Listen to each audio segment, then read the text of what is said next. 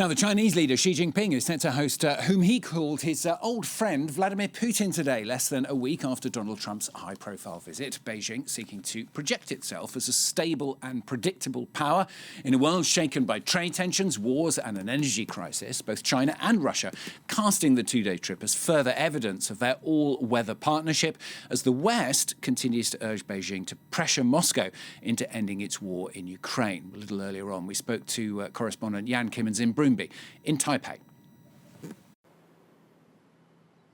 I think when we look at the relationship between the two countries, it really is a bit of an uneven one.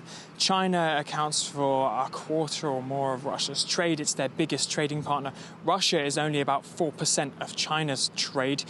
When we look at things like fossil fuels, we know that since the war in Ukraine started, Beijing has brought more than 300 billion euros worth of fossil fuels from Russia. That is something of an economic lifeline. We know also that China's unwillingness to condemn the invasion of Ukraine has provided a bit of a diplomatic lifeline, a bit of diplomatic support for Moscow as well. And so there does appear to be a bit of unevenness there. The Russians perhaps more keen, focused more on this relationship, see this relationship as more important, although the war in Iran has also ensured that the fuel that the Chinese can buy from Russia has also become more important, so that perhaps evening out that disparity slightly.